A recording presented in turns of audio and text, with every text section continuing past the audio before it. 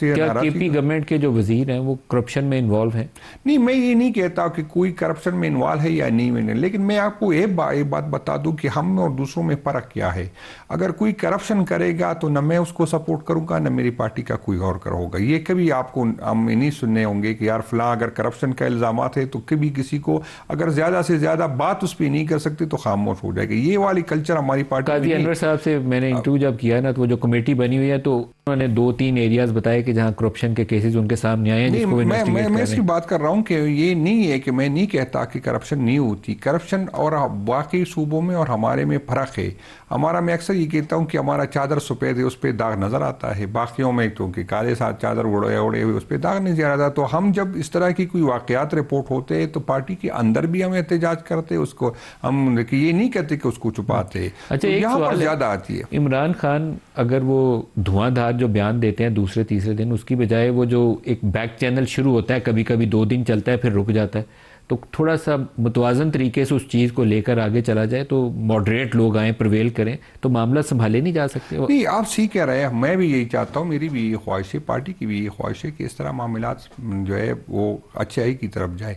लेकिन इसमें ज़्यादा रोल तो हुकूमत का है या इदारों का है। अगर एक तरफ अब मैं अब आपको ये बता दूँ, पहली दफ़ा ये हुआ है कि हमारे जो वर्कर्स जो 26 मई को आए थे, जिसकी जमानतें जो है वो रिजेक्ट हो गई थी, 8-8-9 FIR उस पर काटी गई। हमारी कोर्ट चले, फिर तारीख नहीं लग रहा था, कल तारीख लगा तो पहली दफ़ा ज़मानत की केस को वापस ट्रायल कोर्ट में भेज दिया। या हाई कोर्ट तो ये है, या तो उसको मंजूर करते या रिजेक्ट करते ताकि हम सुप्रीम कोर्ट जाते। सिर्फ मकसद इन चीज़ों से ये है कि अगर इस तरह के काम करेंगे, इस तरह की FIR हमारे वो वर्कर जो जेलों में पड़े 20-20 दो महीने बाद उसको दोबारा नए केसों में डाला, पुराने पिछले साल की। यहाँ हमारे MNS के घरों पर छापे पड़ते हैं, हमें इस तरह लेकिन ब्लैकमेल जुनेद किया साहब, जाए। ये जो मुश्किलात हैं, मैं इनमें किसी चीज़ को भी जस्टिफाई नहीं करूँगा। मैं इन सारी हर वो चीज़ जो जमहूरी इक़्तिदार के ख़िलाफ़ है ना, उसको मैं तो मज़म्मत करता हूँ। लेकिन एक सवाल दोबारा दोहरा रहा हूँ, मॉडरेट एलिमेंट जो होता है ना पॉलिटिक्स में, वो रास्ता निकालता है। नहीं, था करके धुआंधार आप कोई चीज़ नहीं, बयान दे मैं दें, उसका आपकी हो सकता है आपकी हेडलाइन पे छप जाए, आपकी लेकिन रास्ता आपकी नहीं बात निकलता। से मैं एग्री हूं। मैं कहता आप हूं, चाहते हैं एज ए मैं पार्टी? चाहता हूं, मैं आपको मैं यही बात बताने की कोशिश कर रहा हूं कि हुकूमत अपने रवैये से तो साबित करे ना कि हुकूमत चाहती है। अगर हुकूमत एक दफा हम पे FIR ही काटे, हमें पॉलिटिकल एक्टिविटी नहीं करने दे और फिर कहते हैं कि डंडा के ऊपर हम मुज़ाकिरात आप जैसे तो इस लोग तरह नहीं हैं होते। जो पॉलिटिकल वर्कर हैं, आप हैं, गौहर साहब काफ़ी सुलझे हुए आदमी हैं, धीमे मिजाज के आदमी हैं, अली मीन है, वो रास्ता निकालने की कोशिश करते हैं, तो आप तीनों चारों, आतिफ खान खुद, चारों पांचों आप लोग मिलें और रास्ता निकालें इमरान के नहीं, लिए। मैं तो यही कहता हूँ, अक्सर मैं यही कहता हूँ कि मैं इस इदारों को ओन करता हूँ। मेरी ख्वाहिश है कि इदारों और लोगों के दरमियान फासले कम हो। मैं ख्वाहिश है कि इदारे मजबूत हो। मेरे ख्वाहिश, क्योंकि मुझे पता है कि मजबूत पाकिस्तान की अलामत हैं इदारे। लेकिन अगर इदारों का रवैया तो भी उस तरह हो कि ताकि हम आगे बढ़े। अगर एक कदम कोई आगे आए तो 2 कदम हम आगे। तो ये तो नहीं हो सकता कि आप मुझे दीवार से लगा रहे और ज़बरदस्ती मुझसे अपनी बात मनवा रहे। तो ये नहीं हो सकता। यही मेरी है कि अगर किसी के इख्तियार में है जो ये कर रहे हैं, अगर वो वो एक स्टेप तो आगे आए ना। अगर वो नहीं आएंगे तो किस तरह हमने किस हिस्से से मैं अली आऊंगा। मीन से इंटरव्यू रिसेंटली किया, तो उन्होंने कहा 2 मौके आए थे, एक दफ़ा 80% और एक दफ़ा उन्होंने कहा 99% बातचीत तय हो गई थी। और बनी गाला या नथिया गली के रेस्ट हाउस का भी, वो जो नेक्सी SCM की, उसका भी जिक्र हो गया था, लेकिन बात फिर आगे चली नहीं, छोटे से 1-2 नुक्तों पे आकर अटक गई। छोटे नुक्तों की जब हम पता करते हैं तो पता ये चलता है कि कुछ बयानात धुआंधार किस्म के, छोड़ूंगा नहीं, ये करूंगा वो करूंगा, उससे आके बात फिर अटक जाती है। तो यहाँ पर आपकी सियासत जो है उसको प्रवेल करना चाहिए। नहीं, मेरा नहीं ख्याल कि अगर से डायलॉग इस तरह की स्टेटमेंट से मुज़ाकिरात जो है होते हैं। जो लोग मुज़ाकिरात करते हैं दोनों को पता होता है हम पॉलिटिकल लोग हैं। इस तरह की स्टेटमेंट आती भी है, कभी धीमी आ जाती है, कभी सखाती है, ऐसी कोई बात नहीं है। जो बात पंछी है वो इसी पे पंछी के इदारे और हुकूमत चाहती है कि ये सिस्टम मज़ीद 2 साल आगे चले। यही बात खान साहब मानने को हम तैयार नहीं। यही बात है, आप 2% कहे, आप 10% कहे या 20% कहे, तो इसी पे बात आपको बेसिकली पैगाम ये दिया जाता है कि 2 साल इस निज़ाम को चलने दें, इसको ना छेड़ें, फिर उसके बाद जो भी करना है वो करें। गारंटी मांग रहा है कि इस सिस्टम को आप नहीं गिराएंगे। तो आप जब मेज़ पे बैठते हैं तो उसमें दरमियानी रास्ता तो निकल आता है। आप बैठ जाए मेज़ के ऊपर तो रास्ता निकल आएगा। नहीं, तो मैं यही कह रहा हूँ, ललकारा मार के अगर उठ जाएंगे तो फिर तो रास्ता नहीं निकलेगा। मैं यही कह रहा हूँ कि अगर इदारा एक तरफ हमारे साथ यही करते, हमें एक्टिविटी नहीं करने देते, हमारी जो है मेनेस कोर्ट आ रहे, हमें ज़बरदस्ती हमसे वोट मांग रहे।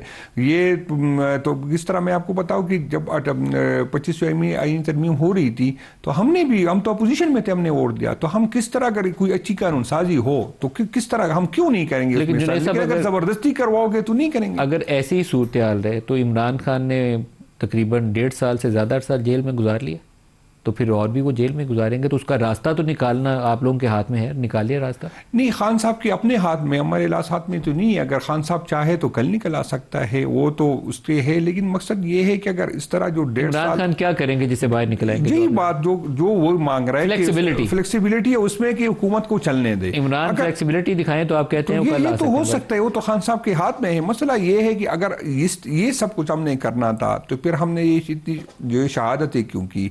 हमने जो खान साहब ने 1.5 साल ये किया, हमारे साथ जो हुआ हमने क्यों? इमरान खान हम क्या हासिल करेंगे? आया हमें वज़ीर आज़म बनना है, इसी के लिए ये सारा मेहनत हमने इसलिए की। इमरान खान ने जो आर्मी चीफ को खत लिखे, आपकी पार्लियामेंट्री पार्टी ने उन खतों की कोई इंडोर्समेंट तौसीक नहीं की, क्यों नहीं की? नहीं, मुझे नहीं पता कि पार्लिमानी पार्टी ने उसको, लेकिन मैं तो आपको ये बता दूं कि कल कैबिनेट की हमारी मीटिंग थी, हमने उसकी इंडोर्स किया। बिल्कुल हम खान साहब के साथ है और उसकी खत को ऑन कर। किसने इंडोर्स किया उसको? जो हमारी सूबाई कैबिनेट की, सूबाई कैबिनेट। लेकिन वफाकी पार्लियामेंट्री पार्टी ने तो अभी तक मुझे नहीं पता कि पार्लिमानी कमेटी की, क्योंकि मेरे स्टैंडिंग कमेटी की मीटिंग आजकल बहुत ज़्यादा है और एक जो सूबे की तारीख है, तो मैं पार्लियामेंट में 2-5 मिनट के लिए आ जाता हूँ, फिर निकल आता हूँ। तो ज़्यादातर स्टैंडिंग कमेटी की मीटिंग है, मुझे नहीं पता कि इस मामले में कोई मीटिंग हुई है कि नहीं, बल्कि वो उस। लेकिन ये सरप्राइजिंग नहीं है सर, एक आपकी पॉलिटिकल मूव है आर्मी चीफ को खत लिखना और आपकी पार्लियामेंट्री पार्टी उसको डिस्कस ही ना करे?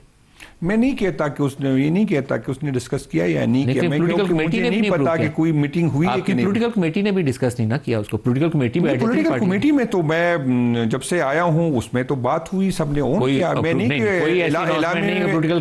एलामिया का मुझे नहीं, मैंने नहीं पढ़ी एलामिया नहीं, लेकिन पॉलिटिकल कमेटी में सबने उसको ऑन किया। अभी तक तो नहीं है, कल आ जाए तो मुझे पता नहीं है, अभी तक तो मैं चेक कर लूंगा कि उसको है, लेकिन बाकी हम तो ऑन करते खान साहब। इमरान खान का सियासी मुस्तकबिल क्या देखते हैं आप?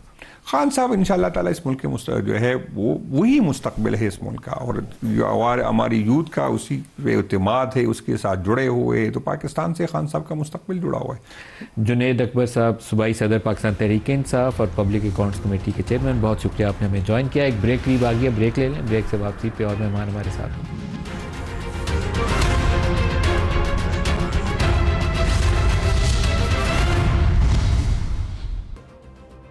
प्रोग्राम में दोबारा खुश आमदीद कहते हैं। प्राइम मिनिस्टर की अभी से थोड़ी देर पहले chief justice of Pakistan justice Yahya Afridi से मुलाकात हुई है और जो रिफॉर्म प्रोसेस वो इंट्रोड्यूस करवाना चाहते हैं चीफ जस्टिस ऑफ पाकिस्तान, उसके हवाले से बात हुई है। प्राइम मिनिस्टर ने यह भी कहा कि जो टैक्स के मामला बड़ी देर से ज़ेर इल्तवा हैं उनको भी एक्सपेडाइट करें ताकि वो रेवेन्यू के मामला क्लियर हो जाए और हुकूमत पाकिस्तान को ख़जाने में जो रकम आ सकती है वो आ जाए।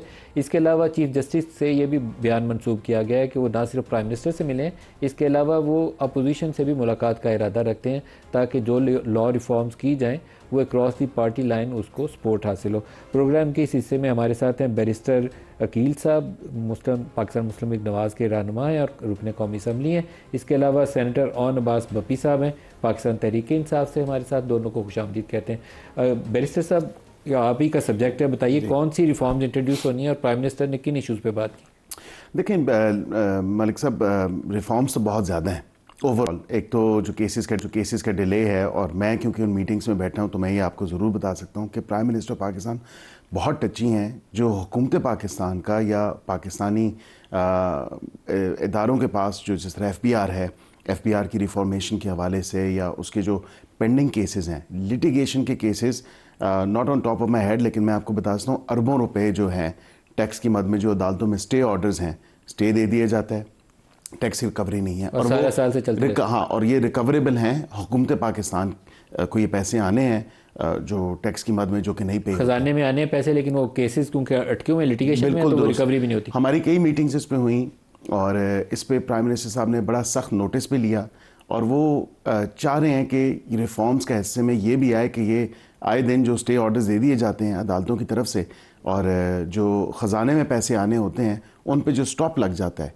और वो मैटर्स डिसाइड नहीं हो सकते और वो फिर एक रिसीवेबल ही रहता है जो कि पेंडिंग चलता चला जाता है और उसमें हुकूमत के पास या कौमी ख़जाने में वो पैसे नहीं आ सकते, तो वज़ीर आज़म की CRPC की रिफॉर्म भी कुछ ज़ेर गौर है। लेकिन CRPC में तो हमने ऑलरेडी इंट्रोड्यूस कराई 108 अमेंडमेंट्स, अभी रिसेंटली हमने एक्सटेंसिवली बड़ा उस पर काम किया। उसमें जो मॉडर्न डे डिवाइसेस हैं उनका इस्तेमाल, और क्योंकि कई तारीखों पे आप भी सुनते होंगे, देखा होगा कि यहाँ पे जो गवाहान है, प्राइवेट गवाहान हो गए या ऑफिशियल्स हो गए, उनको वीडियो लिंक के थ्रू जो है उनकी जो बयान की कलमबंदी है और जरा है उनके ऊपर, उसको भी इंश्योर किया। उसके साथ साथ हमने स्पीडी ट्रायल्स को इंश्योर किया। वो क्योंकि कमेटी के पास गया हुआ है तो वो दोबारा वापस आए। दोनों आजकल ये ऑडियो वीडियो लीक्स बड़ी आती हैं, तो क्या ये भी एज एविडेंस एडमिसिबल होंगी? देखें, इसके ऊपर भी हम बिल्कुल कर रहे हैं कि जो मॉडर्न डिवाइसेस का इस्तेमाल है in the recording of evidence, और उसको बिल्कुल होना चाहिए पेश। और लेकिन उसकी पहले तो जो फोरेंसिक्स हैं वो पहले उसकी तय होगी कि वेदर वो एडमिसिबल है या नहीं है। उसका जब फोरेंसिक हो जाएगा तो उसके एडमिसिबिलिटी के बाद डिसाइड होगी। लेकिन एक चीज़ मलिक साहब मैं ये ज़रूर कहूँगा कि हमने जो ज़बरदस्त इक़दाम उठाया है CRPC में फ़िल वक़्त, वो मैं चाहता हूँ आपके जितने भी व्यूअर्स हैं वो भी इससे देखें कि हुकूमत ने सिंसियरली 1 साल का टाइम पीरियड फ़िक्स किया है केसेस में, कि 1 साल के अंदर अंदर इन क्रिमिनल केसेस का जो ज़ाब्ते फ़ौजदारी के अंदर आते हैं उनका डिसीजन होना है, और 1 टाइम एक्सटेंशन है उसकी फॉर अप टू 6 मंथ्स है गालबन। और अगर वो जज कंप्लाई नहीं करेगा तो उस जज को रिपोर्ट देना होगी कि ये क्यों कंप्लाई नहीं हुआ, अपने जो चीफ जस्टिस है उनको।